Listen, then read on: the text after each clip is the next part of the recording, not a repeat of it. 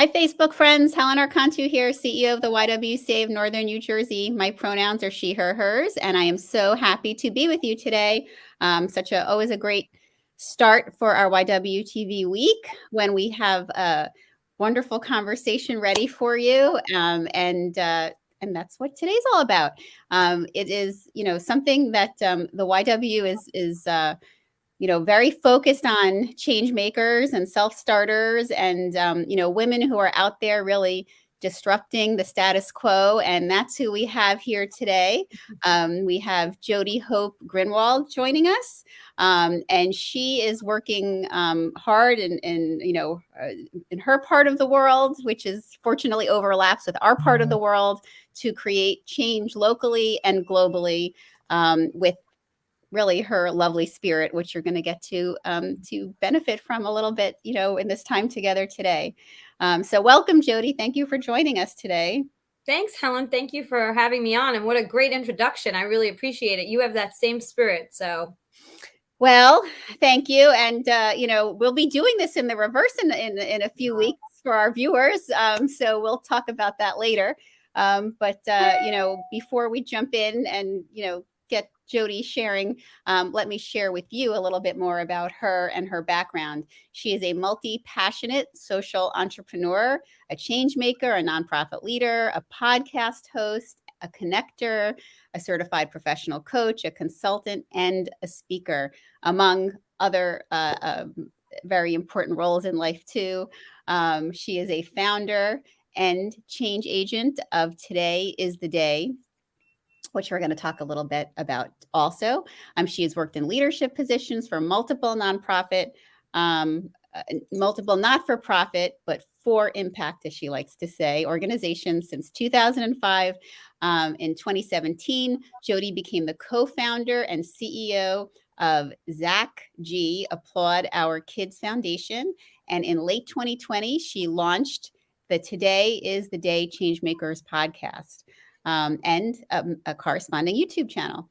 She has had the honor of interviewing CNN heroes, CEOs, celebrity band members, entrepreneurs, executive producers of TV shows, authors, former FBI agents, NFL and NBA executives, inspirers, coaches, TEDx speakers, and the list goes on and on.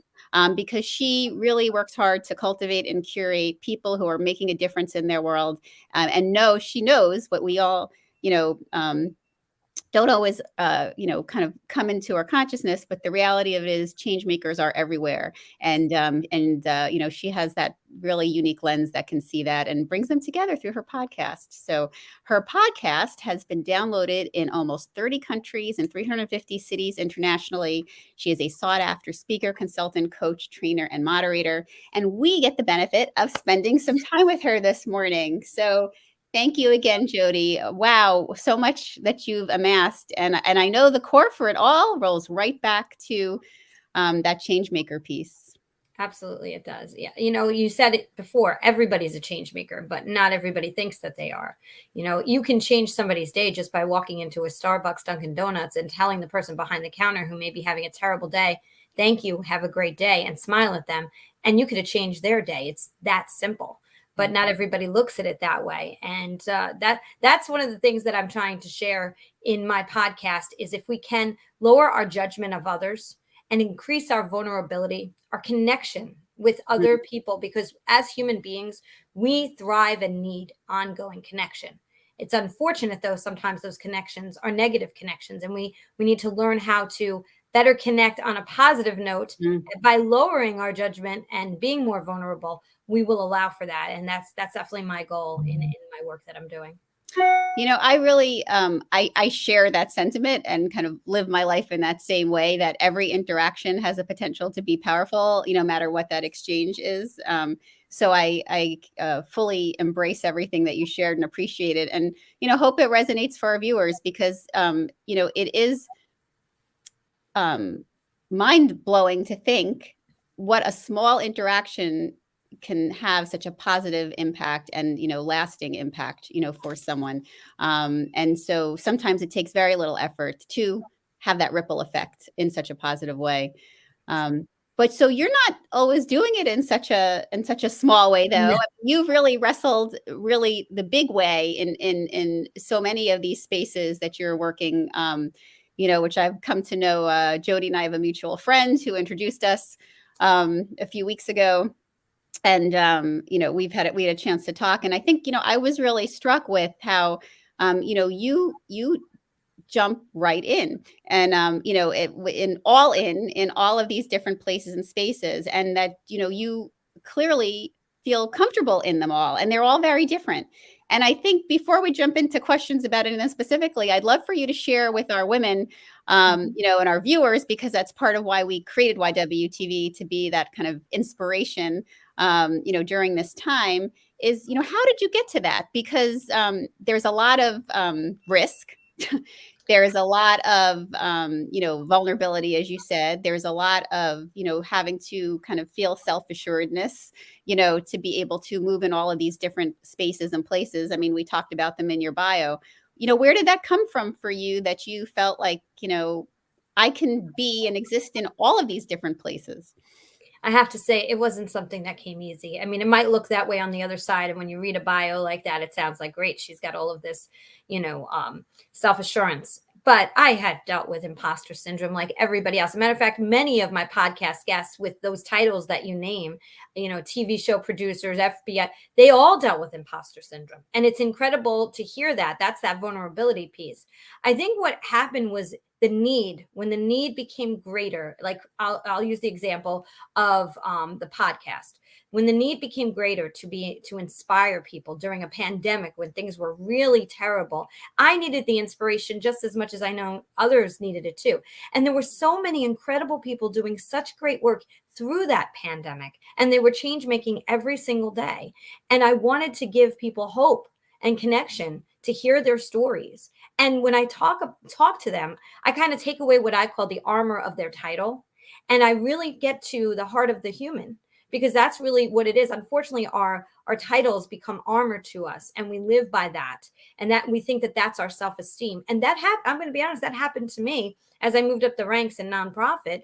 All of a sudden, becoming vice president of development felt great. But I'll tell you one thing: when I became CEO of the Njbia Kids Foundation, the respect that I had from being the vice president of the American Lung Association to the CEO of a nonprofit I started, people said that was sweet and that was cute. And that was nice that you did that in honor of your dad.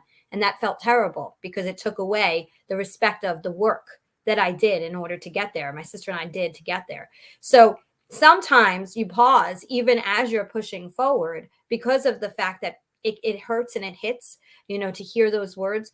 But then I kept thinking about the kids. So I always am thinking, I think, to answer your question, I'm always thinking, what is the outcome if I don't do this? If I don't push through? If I don't have people that show up at the forum, like we're having a forum that I know we're going to talk about, if I don't get them there when there's so much they can learn.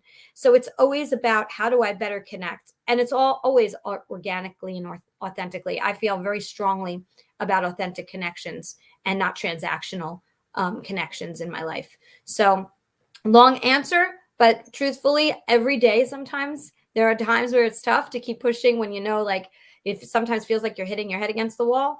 But I just keep thinking about, if I don't do the work, who is not benefiting at the other end? If there's one person that could hear a story that could change their day or their life in some way, because somebody did that for me. I listened to other people who pushed through the imposter syndrome and the fear. And I listened to those motivational speakers, and they helped me. They didn't meet me, but they helped me. And so, that's kind of why I feel like it's important, when you're not sure and you're feeling like, I don't have the self-esteem. I always say, find one person that can believe in you just as a little bit more than you believe in yourself, because you may be feeling self-doubt. That person it's happened to me so many times. That person can launch you on your way. You just need to find that one mentor sometimes. And if you have it within yourself, I say, go for it. Yeah, that's wonderful. And I'm so glad that you shared that, because it does remind us. And I know that's why we started YWTV also. And this, design is that it really, you don't always have to have that personal contact with someone for them to inspire you and, move you into a positive place and space. And, there's so much positive ripple effect, of people sharing stories. People sharing stories is very powerful. So I love a term that you use, and I want to like uplift it for everyone because obviously I've made my whole career in the nonprofit sector, and which is unique. A lot of people move around from for profit or government or so forth, but this has been my space, and I've always struggled. We talk about nonprofits, and I don't want to say it as a negative connotation, but it definitely has a connotation as if we're doing things, a little bit differently. Like we don't have to, produce so much because we're not trying to make any money. The way that sentiment is kind of put out there. But you regularly, talk about this profession and this, area of impact, this work as for impact organizations, which is such a reframe and such a great reframe. Can you talk about where that came from for you and, why that's something that you started to push out? Absolutely. So I wish I could take credit for coining the phrase, but I can't. Simon Sinek actually is the one who came up with For Impact. And I listened to one of his talks talking again about listening to other people and being inspired by them. And so listening to him talk about For Impact, first of all, nonprofit is the only sector that talks about what it's not, right? So it's not for profit or nonprofit. And unfortunately, like you said, Helen, it's very true that there is a negative connotation because if you're going to a for-profit organization as a nonprofit, they know you're coming to them for money. Right. So it's like that handout consistently. But what if we change the mindset that it's not about us coming to you for money? It's us coming to you to share the impact that we're providing in the community. And I know it sounds very, very elementary to just changing the word is going to change the mindset. But the truth is, if you think about it, yes, changing words does change mindset. We are making an impact. I'm a nonprofit CEO now. I've been in nonprofit since 2005. We're making an impact for the kids, the adults, the people that we are working with in our communities. We're change making every single day. And unfortunately, it's frowned upon in some aspects, in some that won't even speak to you. You call them, right? And they're like, or you go to a networking event. Oh, where do you work? And it's so-and-so foundation. And then they're like, oh, I see John over there. You know what I mean? I'm going to go talk to. So because they know that you're coming to them for the potential of working with them financially. I never, ever really just go to someone for dollars. I think that's definitely why we have that, that stigma is that people think, okay, we need to build rapport. We need for those who are going to ask to know who we are, what we do, and why we do it. And stop right there. Have another conversation down the road about financials. But the truth is that we have to show the impact first, share our story. Otherwise, Applaud Our Kids wouldn't be where it is today. We share our story every single time. We started from $100 bill in my dad's wallet. That's how the organization started. And now we're working with major organizations because we continue to show the impact. Yes. And so that's why I feel very strongly about saying For Impact. Yes. And I know where the term came from, but a lot of us in the field still don't refer to our profession in that way. We've not made the shift. So I love when I come across other, nonprofit leaders, because that's still what we call ourselves, but that use the language because it is important to reframe that mindset for people. And words, as we know, words matter. So this is definitely an example of that. So you referenced the nonprofit organization that you and your sister started, and just now you just told an important piece about how it was kicked off. Could you talk a little bit about that process of starting the organization, what it does, and what it's evolved to in these so many years that you've brought this organization forward? Yes, we're hitting our 5-year anniversary. I can't even believe it. It's so exciting. Really, truly is. So we started in 2015. Our dad passed away from ALS. He was an opera singer. And one of his biggest regrets was that he couldn't afford to take lessons when he was younger. It was a deathbed regret.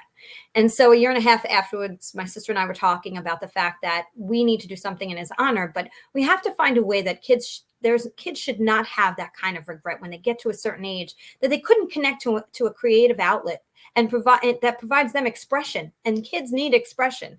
So, for those who cannot afford. So we fund children who meet the financial needs requirements for ongoing lessons in dance, acting, instrumental music, or vocal instruction. But what's unique is we match them to a school, a dance school or studio after school.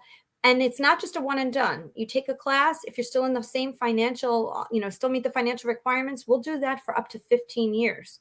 From the age of 18 to 22, what we do is we change it. It's called the Applaud and Give Back program, and that's sponsored by the Grennan Foundation. And with that piece, what we do is we ask the child or the young adult at that point to give back 40 hours to the organization. So that way we're actually giving them work experience. They understand what the inner workings of the nonprofit is that's been funding them. And then they're funded all the way up until they're 22 years old. The other piece that we do, Helen, is we now fund teachers to go into existing programs like the Boys and Girls Club or Salvation Army. If they don't have funding for performing arts teachers, we will fund a teacher for ongoing, as long as they need us to. And what we have seen and how these lessons have meant an extended family, a constant in these kids' lives, it was way more than we ever thought. We funded 3 kids. Now it's way over 100 kids that we have. We have a performance group that goes out and performs all over the community at Feinstein's 54 Below in New York, at galas. It has grown exponentially. We work a lot with Rowan Community Music School, the Monmouth Conservatory of Music, and several other studios across the state. And we help kids that are on the spectrum find the right teacher. If a child's in a wheelchair and they want to take a dance class, we have a studio that helps with that. We are all inclusive, and we're making sure that we're connecting any child that needs a creative outlet. I mean, what a unique yet so important mission that your organization has. I mean, we know that, we've watched 2 things happen over, interestingly, the same timing of your organization starting. One is that all the arts programs in our public education system have been chopped, if not totally removed, in certain districts. And in addition to that, especially obviously during COVID times, parents' wallets, have been, so challenged that funds for something like this are non-existent for many. But we know the research shows that, being connected to the arts is transformational for our youth. And, what a beautiful tribute to your father to not let other children look back with regret and, to his legacy. But you're, truly changing lives, people's trajectories, by offering this opportunity. Thank you. I appreciate that very much. It's definitely been a work of heart for sure. And so for our viewers, if you want to learn more about Today is the Day, live.com. We have, it's here in our links, so you should connect. And also, you're on social media, correct, for your organization? So we can also find you where, so that we can all start following you and seeing the great work your organization is doing. So Today's the Day Live It is on Instagram and Facebook as well. Applaud Our Kids is on Facebook and Instagram. I'm on LinkedIn, Twitter, all the usual places. And we have an upcoming Changemakers Summit that I'm excited about. Yeah. So before we jump into that, I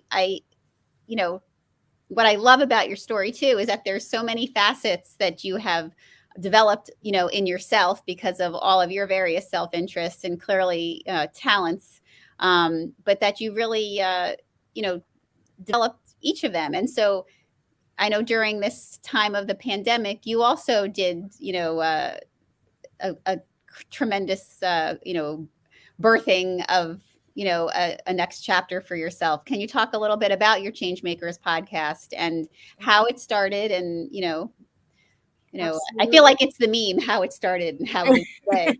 But, tell us. Sure, absolutely. So as I was working full time for Applaud Our Kids, I also had another full-time job that I was working in, and I was pushed down to consultant because it was just a tough time, and I was working on the nonprofit side of helping them. And so with that being said, I thought about the fact of the news and everything that was happening in the world, and how there were people like me too that were losing or not losing. For me, I didn't lose the job. It was just I was pushed to a consultant position, which was awesome. It worked out all great for me. But there were people who weren't as lucky. And I wanted to share stories, like I said before, about these incredible humans anywhere in the world. See, that was the other piece too. I feel like we all become so siloed in our, towns and counties and states that we forget someone in New Zealand could totally teach us something incredible. And so I wanted to hear from these people too. I wanted to be inspired as well. And what is incredible, and this is why connection is at the heart of everything that I do, is that when I started to ask people, if they would be a guest. They were definitely in, which was something I didn't expect. I really did think, well, who's going to want to tell their story? Who's going to want to listen? All of that.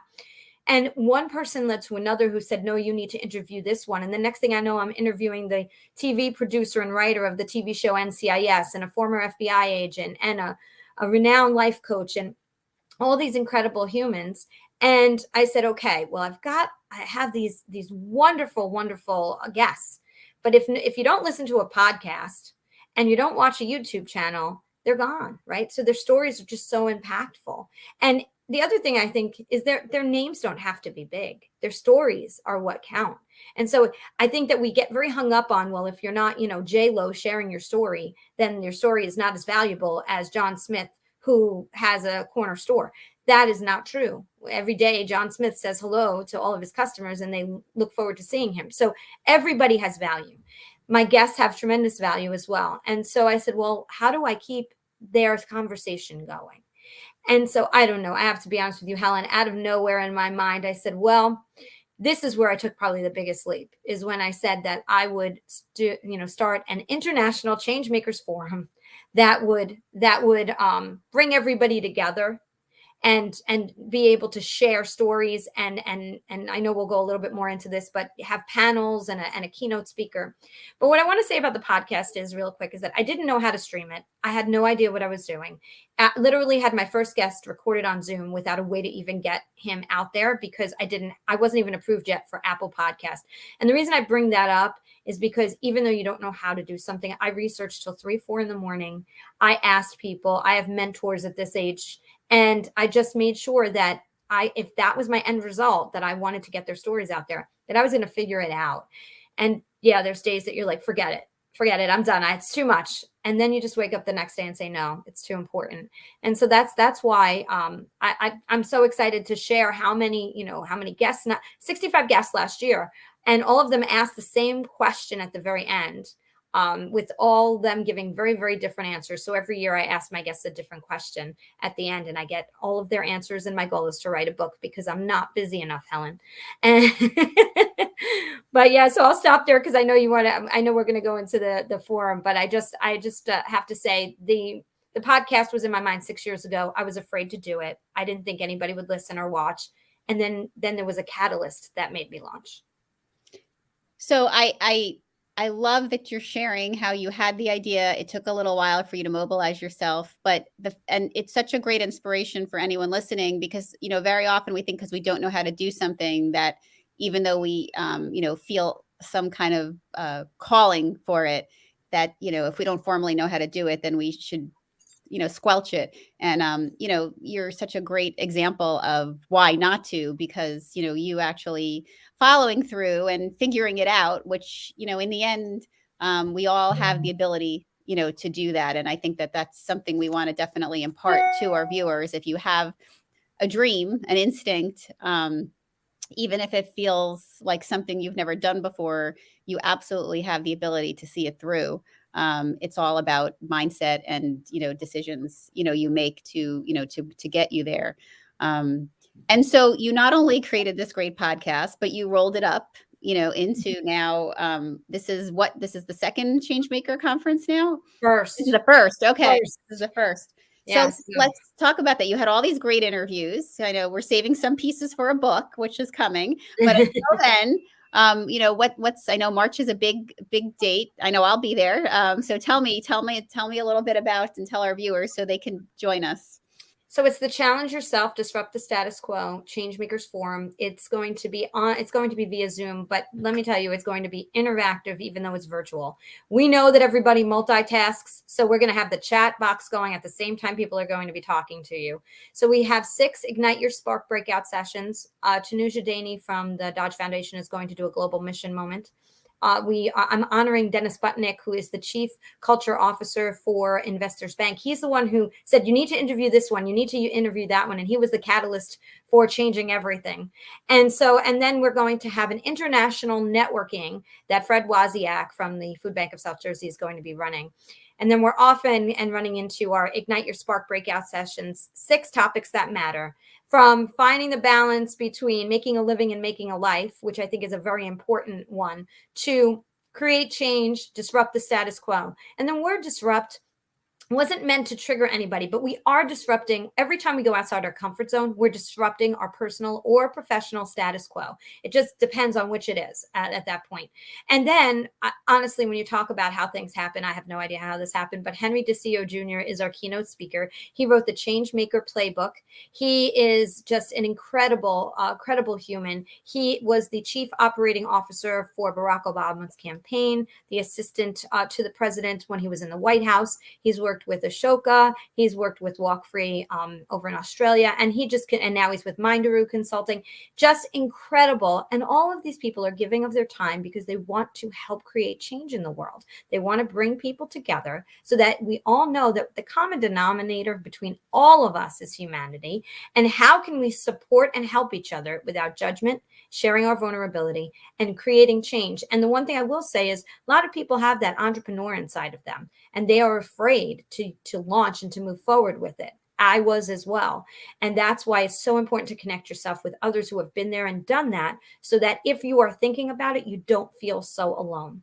So that it's March 24th, just so I could say it's March 24th, and you can go to todaysthedayliveit.com for more information. Yes. And we'll make sure that, you have the link here for the conference so that you can, check that out specifically. But I mean, the reality is we know that, change happens one person at a time. And, that's why opportunities like this event are so important, because it really does help you think differently, and also think better about, kind of the dreams, the instincts, and really to embrace a path that, creates a better life for you. And, and I know for both of us, it's important to also create a better life for others, in that as well. So what a tremendous opportunity to, and, what a evolution of, a podcast, to get you to this tremendous event.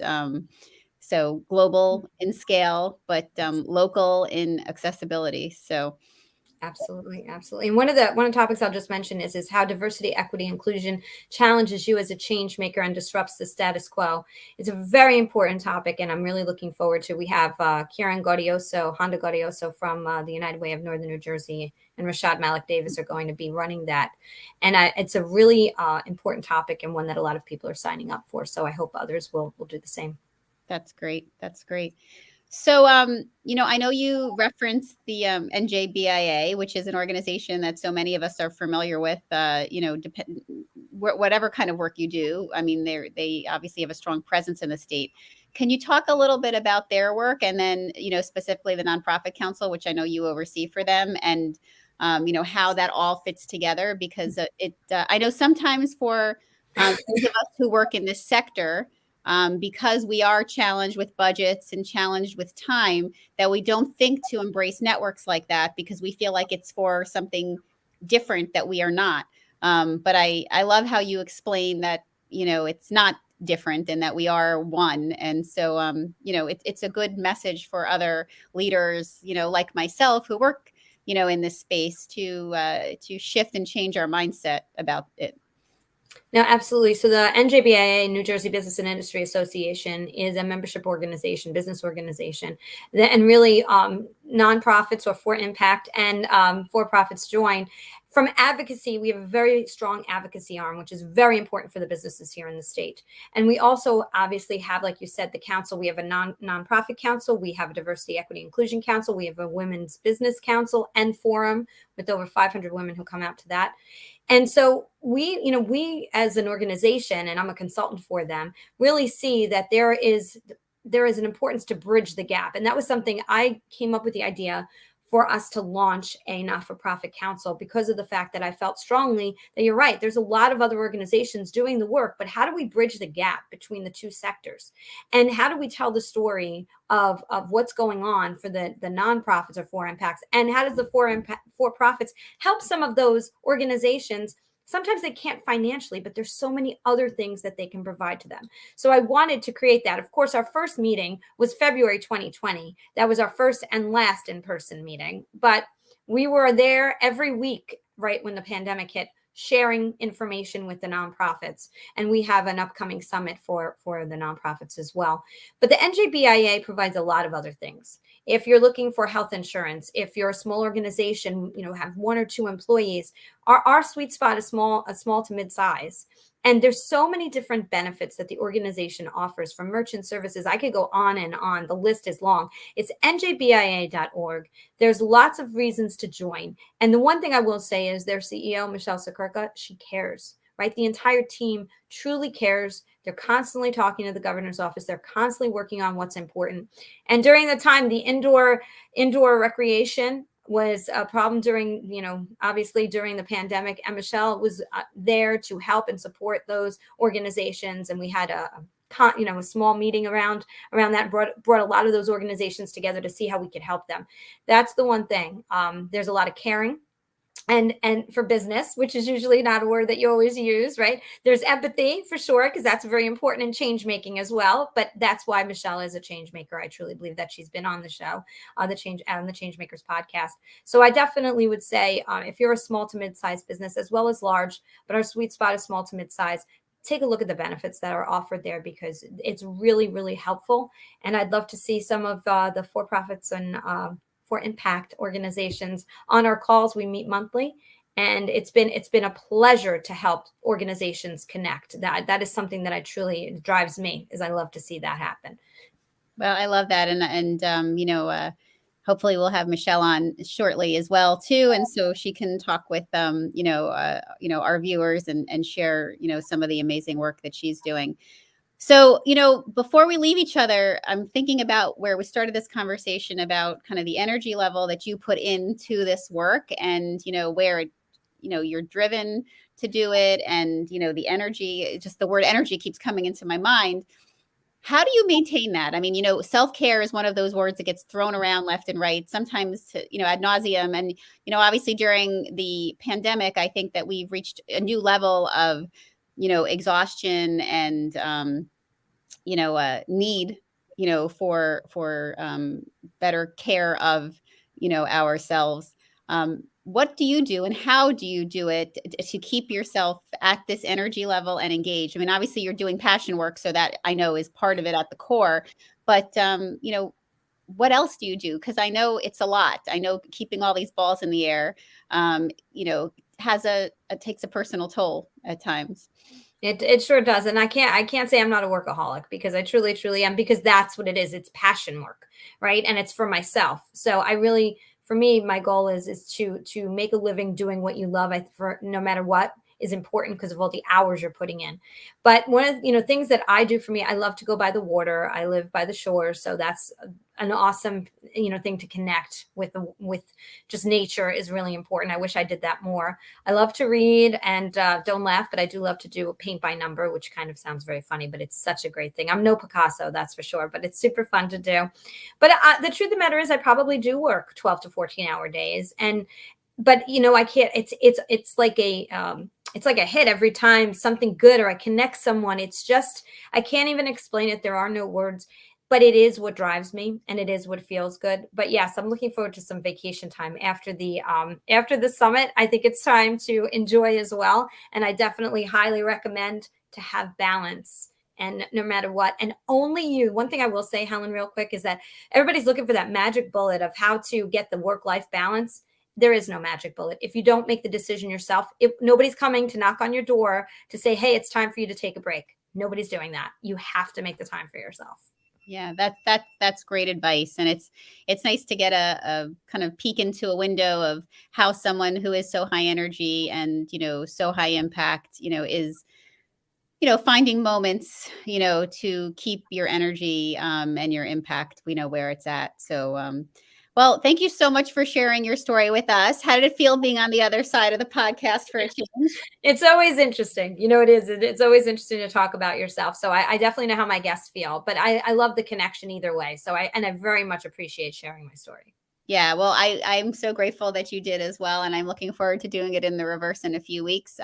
And for our viewers, we'll let you know when that is, so you can tune in. You don't have to wait to tune in to Jodi's podcast, though. They're all the great interviews that she's done live on her YouTube channel. So you can go back and check them out. We'll drop the link here in our chat box. So you can just very quickly go right there and scroll through them and, start watching the ones that speak to you. And I know that there will be many.